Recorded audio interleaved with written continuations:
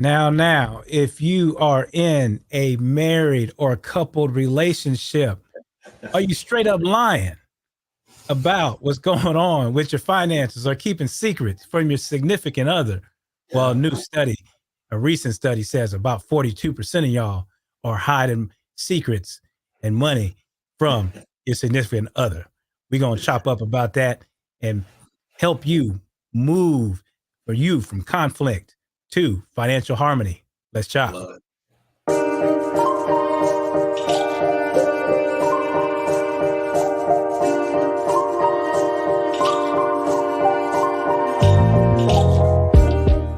Yeah, we like that sound. That means we're about the Life Money Exactly. Balance podcast when we get the head nod. And we have a special guest with us today. It's my friend, Dr. Michael Thomas, and he is a financial coach, a TEDx superstar on financial compassion, and a professor at the University of Georgia, all things financial advice and education. My man, Dr. Michael Thomas, how you doing? Doing well, brother. I appreciate you. Thanks for having me on. Yes, yes. Oh my goodness. So, so many people are struggling with, financial infidelity is the topic. Just having money secrets in their relationships, and they start off with these secrets and not having Yeah. money talks. And then it just continues and it festers. So conflict right off the bat Yeah. conflict right off the bat. So there's not even any harmony when it starts, and then it compounds. So Absolutely. yeah, so today we're gonna chop it up. We're just gonna have a conversation because I know you and I we talk about similar things about matters of the heart when we talk about money, which spills into money outcomes. And we were joking when we were in the green room just a minute ago about the Scream video when you had Mike and Janet in the same room. I said we bald and black and got beards, and we talk about the same thing. I said we got to do a podcast together so people know that we two different people. So we got to shoot our Scream video. And stuff like that happens all the time. Like, hey, Preston. I was like, no, I'm not. I'm not Preston. Right, right. I know That's what's you. up. Yeah, man. Yeah, yeah, no doubt. The stat was alarming. 42% of people are hiding, these secrets, from their spouses. So when we talk about, you know, common sources of money conflict, um, what are some of these? What are some of these things? Let's chop up about that. Yeah, honestly, I actually believe that we socialize money conflict, right? So if we think about this from the perspective of financial socialization, whether it's direct or indirect, right? We can actually create these patterns and norms for someone to actually believe that it's okay not to tell, right? So, for instance, if my wife doesn't want me to take the boys to go get ice cream before dinner, and I take the boys to go get ice cream before dinner, and I tell them, "Don't tell your mom, right? It's okay. We're going to get the ice cream before dinner." And that seems very harmless. Or if my wife takes the boys and does something that I didn't particularly want for them to do, but it's this joyous occasion for her to do this with the boys, but she doesn't want me to know. And then she says, "Hey, I'm going to take you to go do X, Y, and Z, but don't tell your dad," right? Could you imagine all these instances where we've actually laid this foundation for these moments where it's perfectly okay not to say something about what I've done transactionally with money, which actually leads to a more important point here, which is why there's money conflict. Because if I did what I did with my boys to go get ice cream with them before dinner, it's because within my relationship or dynamic with my spouse, we have a disagreement on what is okay or not okay.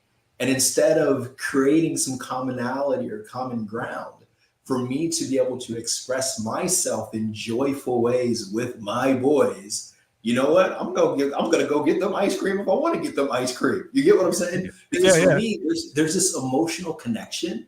There's this way of me thinking about the world and not wanting to be bounded by certain norms and all these different things that I may lean into doing things unbeknownst to my partner, but there is this very personal thing that is important to me where there's an emotional connection and attachment. So a lot of this conflict comes from not being able to have the space to communicate beneath the numbers as to why something is important to me experientially and otherwise, maybe mitigating stress and other factors. That just gets bounded within the numbers and not necessarily engaging in financial intimacy. So I can understand what those numbers mean to me, why they're important, right? And why I like to express myself utilizing money as a conduit in a particular way that brings me value. And sometimes we don't create that space in relationships and it creates these other issues. Yeah, yeah, no doubt. I like that one. It's like don't tell your mom or don't tell your dad, right? I mean, because like you said, you didn't. There wasn't. There, you said I like the word financial intimacy, like you said. Uh, there was it was conflict off the rip Yep. because there was a lack of framework to even trust or compassion to even Yeah. talk, like you said, that intimate space. It just wasn't set up. And we're gonna talk about that later in the show because I want to hear your Absolutely. feedback. I got some thoughts about creating a Yeah. space like Yeah. that. Yeah. But there's so many, there's a long laundry list of these common common conflicts, sources of Yeah. conflict. So you kicked it off with a good one, but parental. That's Yeah. one, right? Because like you Yeah. said, social norms of parental. I can think of one being experiential. I mean, how people experienced their money, and if they Yep. don't voice that, then that's a conflict. Because somebody, a common thing I hear is, "Oh, that's not how I was raised." Yep. Right? Yep. How I was raised was we didn't do it like that, right? And they was like, "Well, we I didn't do it like that," and then it becomes irrational, but it was totally logical once you hear the story. You Once you know? hear the story. And the trick though is not necessarily the trick, is am I allowing space for the story? And it's an incredibly interesting dynamic, especially when it comes to money, because you know just as well as I do, that money is a very emotional thing because it in essence connects us to things that we think will bring us joy, contentment, alleviate stress, maybe reduce angst and anxiety. And so we all experience money differently. And what's fascinating is that usually, oftentimes, within a contact or relationship, there is someone who is kind of over the money, right? Whether like there's always that person, whether they want that role or not. Sometimes they don't want that role, but they have to assume that role because your partner is reluctant to do that. But what happens is that when we start to engage in this process, we get so caught up in the narrative of the now and not understanding that there are these very strong connections from the past that are tethered to the now in a way that we're engaging in, to your point, experiencing money or the lack thereof, which could have, which could increase cortisol, right? Which could like the stress hormone within the body. And if that's happening because I'm not having healthy engagement with money, I'm either going to engage in flight or fight.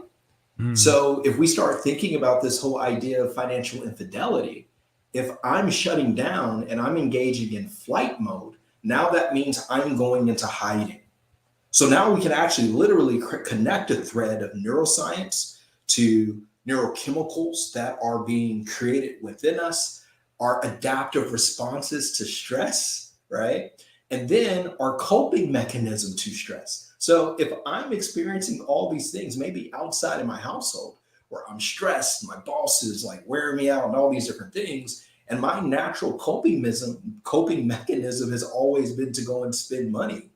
If I don't have the space and a safe space to express the source of the issue with my spouse, they will never understand that I'm literally just coping with some underlying thing, and money is being used as a means in which to find some homeostasis or some balance, given that I'm off balance, right? And it's Mm. very rare.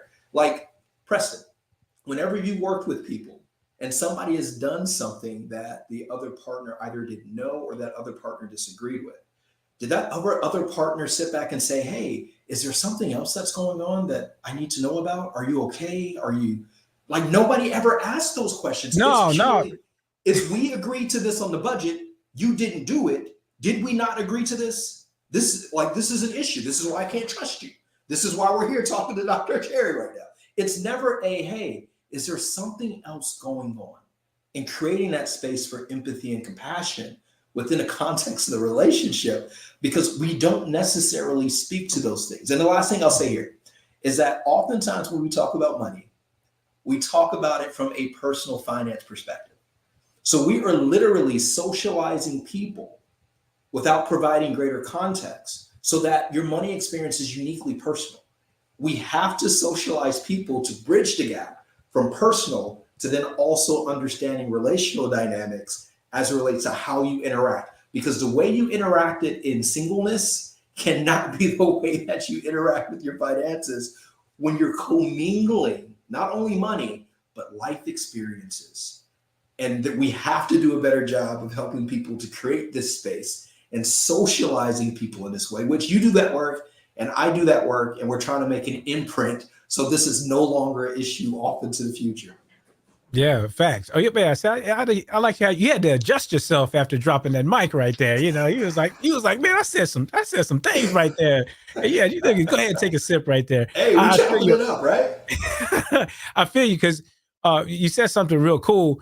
Because singleness, while you're single, you can be selfish, but while you're coupled, you have to have solutions, right? Have solutions. You got to have solutions, and then also too, when you're chopping it up within your couple's dynamic, you have to have a willingness to want to learn and want to explore it. And when you were talking about asking that extra question, you have to have the want to ask that extra question, because that extra question ain't coming if you don't want to hear the answer. No.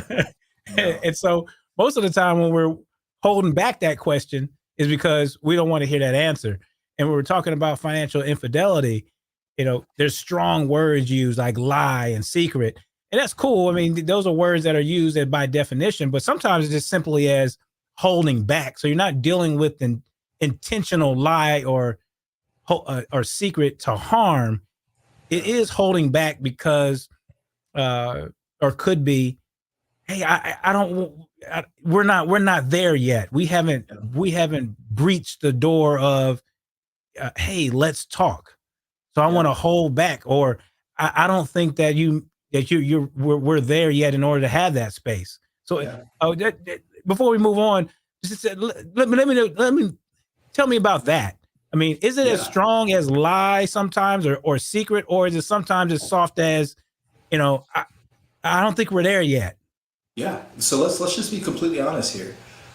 This conversation around financial infidelity has to be expanded, because keeping money secrets could be because I'm trying to keep peace in a household. Let's say financial infidelity could be that my spouse does not want us to invest in the S&P 500 because they feel uncomfortable with it. So I have to secretly make contributions to the S&P 500 because I feel like that's the only way that we're going to be able to build wealth in a household. Will we consider that financial infidelity? It's a money secret. It's favorable, but I can't engage, or there is no space within a context of a relationship to actually have these more meaningful conversations. Another one, let's say that someone is dealing with domestic violence and financial abuse, and they're trying to create their exit plan, and they're saving money and things of that nature, and are keeping it off the radar. Would we argue that that is financial infidelity in a way that we traditionally think about it? Sometimes you can keep money secrets because you're trying to save money and protect your family, because someone within your household may have a gambling problem or an addiction problem, right? So when people engage in keeping money secrets, it's not always this negative lens to it. We can also look at it as that there are instances why that may be the case. And then lastly here, there are often times, like you mentioned before, that you know that your partner in this season of their lives may not have the capacity to engage with finances in a certain way. And then all it does is that it creates tension. We want to sit down and budget. When we sit down and try to do that, never goes well. We don't talk for a few days. I might go sleep on the sofa.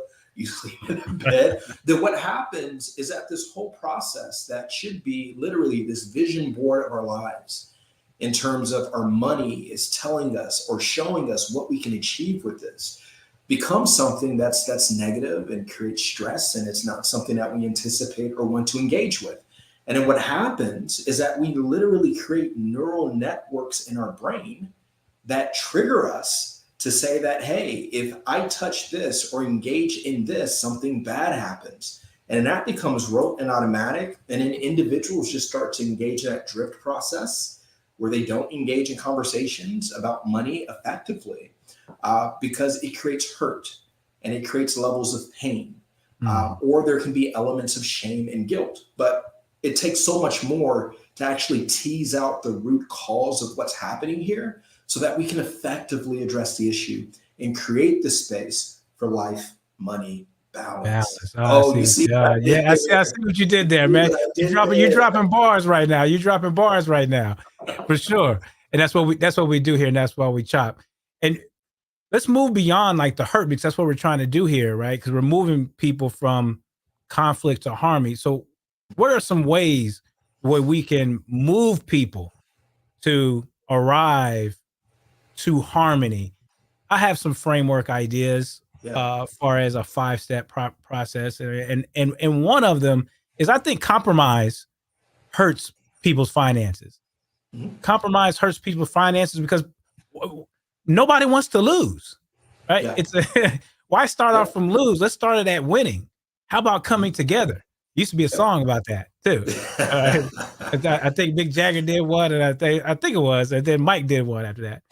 So let's start off with a solution oriented. Let's come together at a common goal that we want to achieve as a couple, and then we can start hearing each other out far as perspectives is concerned. First of all, we got to agree to meet. I mean, we started that conversation a few minutes ago. But we have to say, let's talk first. We have to admit that we're not talking. And if we're talking, we're not talking regular enough.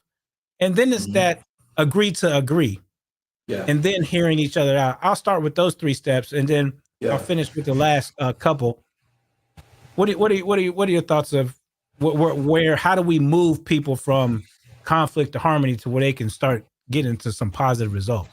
Oh my goodness, this is this could be a financial therapy session, quite honestly. I know, brother. Because we can start talking about different, again, life experiences, scarcity mindset. If you come from a background or a situation where it wasn't we can always get another one, right? Oh, we ran out of it. We can always go to the store and get X, Y, and Z. And let's say that you had a household where you had 5 other siblings, right? And it was literally a situation where if somebody got, you didn't get. So we have to then kind of consider, how is that actually wired into us unconsciously now in the way that we engage when resources are limited? Because this is the thing that we don't talk about as it relates to harmony.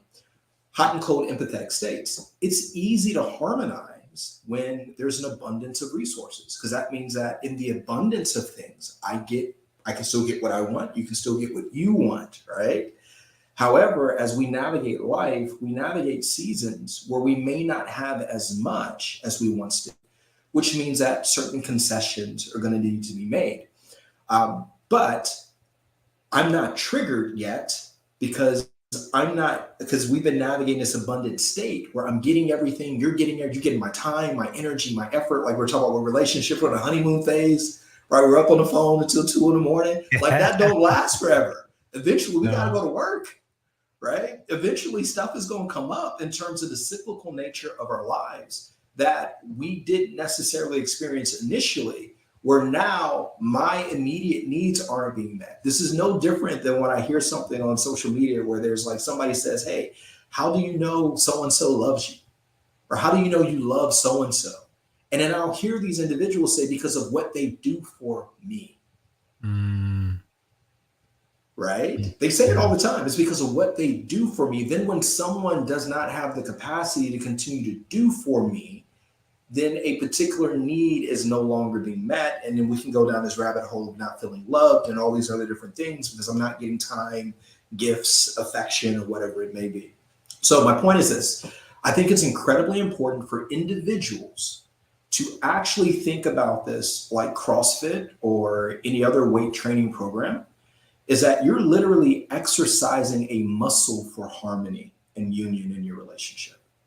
What happens is that oftentimes we think that we have the tools internally and otherwise to address this harmony element of things when we encounter the downturns in our relationships. This is this notion of hot and cold empathetic states. Yeah. So if I'm in a cold empathetic state, right, that means there is no stressor. There is nothing that I have to contend against to make something happen. However, when I'm in a hot empathetic state, that means I'm being triggered by something and still having to believe that I'm going to respond the same way that I would have when I don't have this stressor. Mm-hmm. So that being said, we have to understand that when we're navigating money as a couple, the best way to build up our capacity is to engage proactively in the stress, expose ourselves gradually as we navigate this process so that we can build our capacity to manage and mitigate stress and prioritize our relationship over the money. So one of the ways that I do that is I encourage couples to do walks and talks. Yeah. Because what happens when we're sitting at a table and we start to become very myopic, there's low lighting, generally speaking, or lighting, but we're just very singularly focused on the numbers and a budget and not on each other.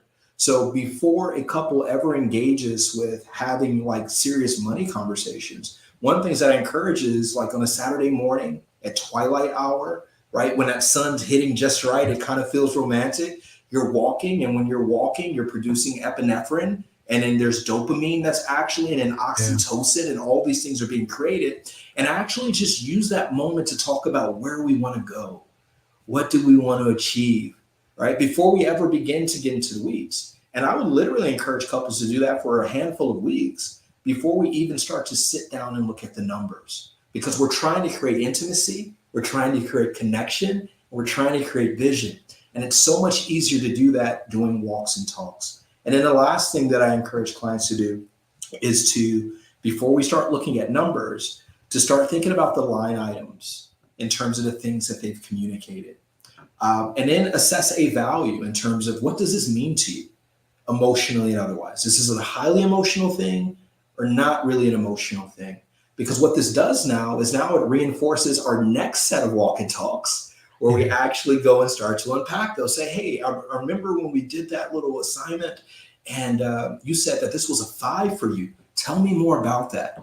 Again, walking and talking, epinephrine, oxytocin, feeling good about this, and then serotonin in terms of lowering an even keel mood. So we're actually creating this capacity of intimacy before we start to engage in the numbers because we've already becoming vulnerable. And now that vulnerability creates the space for optimization in the way that we engage in our resources. And we're creating win-win scenarios, not because the budget is the main thing, but because my relationship is the main thing. And I think that that's so incredibly important. And I think that like that paradigm absolutely falls beautifully into how are we going to meet? Yeah. I don't want to meet at a table where you're sitting across the table because that's already creating an adversarial you versus me in the mind, and the way the mind triggers, it's either you get or I get. But if we're walking together, hand in hand, side by side, right? It changes the entire way our brain is wiring itself around very important conversations, not about money, but about understanding the needs of my partner more deeply so that we both naturally want to create win-win scenarios for each other because this is an expression of love. Right. Absolutely. And I think there's a beautiful dynamic here. But oftentimes when we have these conversations, we just start with budget. Yeah, no. Without connection. No, right. You start with the beauty before the budget. I mean, start with the beauty of love. And Yes. because oftentimes folks ask, well, what does that have to do with the money? Yeah. And it's like, well, everything.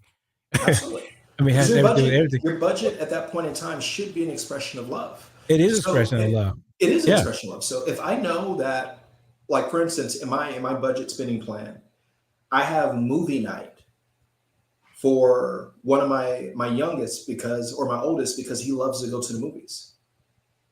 Because I know that about him, I then ensure that I have resources allocated in such a way so that we can experience something together that I know that he thoroughly enjoys in terms of quality time with me.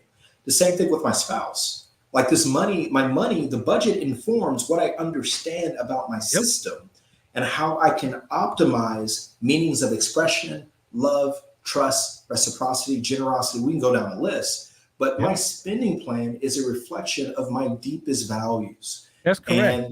And there's no way that you can do that commingled if you don't actually understand deeply the needs and that emotional connection to those needs that your significant other has. Yep. It's all, yep. Like you said, it's all about a discovery process. It's all about Yes. a discovery process. And if we don't ask the questions genuinely about with whom we're talking to, whether it be client to or planner to client or spouse to spouse, we're not having that discovery. We're not like we talk about with life money balance, which is align what you value most, Yeah. align your aspirations, align, aspire, achieve, Yeah. the achieve. Then you can take some action. But if we're not aligning first, if we're not aspire, what do you envision to do? What is that thing?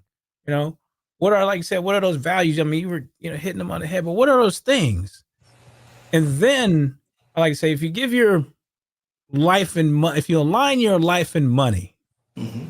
then you can give your money assignments. Yes. Align your life and money, you can give your money assignments. But And actually, if we don't do any discovery, then there's no way. And it's yeah. particularly with couples. I like, when you're talking about changing environments, you Yes. know. Um, the cool thing is that you can tie a emotion to it. Uh, Yes. for example, like cooking. My wife and I like to cook, and the music's going on. We're, Yes. we're having a great experience. We get to recall what we were doing. Maybe last weekend we happened to be shopping for our baby, this, that, and the other. And We again, we were congratulations, brother. Yeah, I appreciate you, homie. But we were recalling how we were giving our money assignment because we were already aligned with how we were, we already discovered how the alignment was going on, Yeah, yeah. right? So So and this, I and, want to and, add and we something get there. and we get to tie that together. Go ahead. I was going to say that the way I look at it in a very similar way that you do, and I think the core of this is that we're giving money life, right? So Mhm. if we think about the healthiest of relationships, it feels like there's life, like something lives there. It's vibrant, right? It's almost like if you're driving in a neighborhood and you see a home and it just hasn't been taken care of, the yard is it doesn't look like life is there, right? And the beautiful thing with that money alignment idea is that you're giving it life. And if you feel as if your money is giving life, then guess what? That creates a vibrant demeanor. It creates a sense of joy and satisfaction and contentment. Um, and what happens, unfortunately, is that sometimes because we don't explore that process that you're talking about, we use our money for what we perceive to be life giving things, and it does the complete opposite. We feel Yeah, empty, yeah, right? yeah. But life makes us feel full, right? Like you saw how I was just kind Oh yeah, of I saw there, that. right? I saw the There's that breakdown. emptiness, and then there's that life element of it. And money can be life giving, but it does, to your point, we have to actually take the time to do the work and really delve into a deep dive of self and understand needs in Mhm. this season of our lives. Because guess what? As we grow older, we're going to navigate different seasons. We're going to Yeah, feel differently. So, one money conversation about somebody's needs in their 20s, and I think I know my spouse or my significant other, are going to be completely different in the 30s. Yeah. And the beauty here is that we can continue to realign so that person can feel like they can have the greatest expression of life, right? And to feel alive. That's the whole point. That's the whole point. But it takes, to your point, understanding that this is not a fixed situation where you have a conversation one time and that's it. This is a situation where you are going to evolve as an individual and your partner is going to continue to evolve as an individual. And as a result, the way that you engage with money, the way that you align your values should also have the space to continue to evolve as well. Absolutely. Absolutely. I think we're going to leave it there. I mean, our last section, I'm reading my own show notes. I think we were supposed to talk about how couples conversations impact financial outcomes.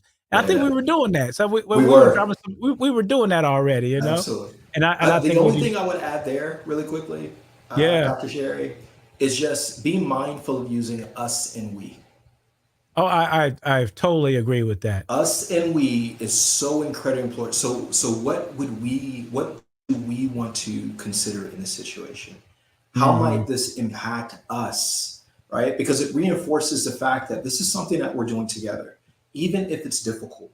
And I need you to know that I am here with you every step of the way.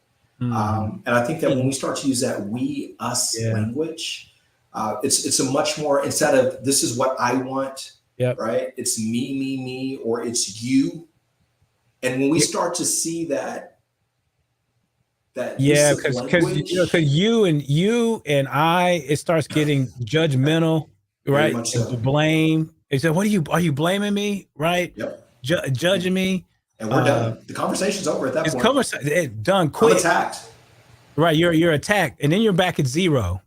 All right, and then we're back at the conflict, and then we're back at the lie, the secret, and the holding back. We've reinforced the cycle. I can't talk to you. So now we've made a situation that could have been salvaged, even much more difficult to address, because in my brain and my wiring, I've just reinforced that neurocircuitry that I can't talk to you about money. Why am I doing this? Why are we trying? And that's where you start to get to like elements of divorce. I don't see a pathway forward, right? Because literally I don't see a pathway forward. So helping clients to consider their language, creating the appropriate space and environment, and in making this about we and us and taking turns and actually wanting to learn more about the person and only using money as a conduit, as a means of expression, I think is so incredibly important. Absolutely. And instead of positive outcomes, you're getting positive out the doors.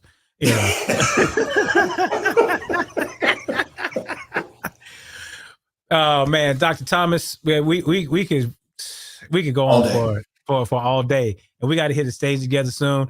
Hey, tell us where everybody can find you, my brother, on the social handles and all that. So I'm most frequently available on Instagram, and that's at Modom Solutions, and that's MODOM Solutions. I'm also, you can find me at Black Financial Culture. So there's a book that I've written about that. And both of those handles, you find me on LinkedIn, Instagram, Twitter, and all these other spaces. And I look forward to have many more fruitful conversations with all of you. Yeah, yes, sir. Thank you for coming on. And I am your host, Dr. Cherry, founder and CEO of Concurrent Financial. And thank you for coming on to the show. And if you like what you heard, smash that like and subscribe button. Until next time, we'll be chopping it up about life, money, balance. Let your life lead your money. See you next week. Cheers.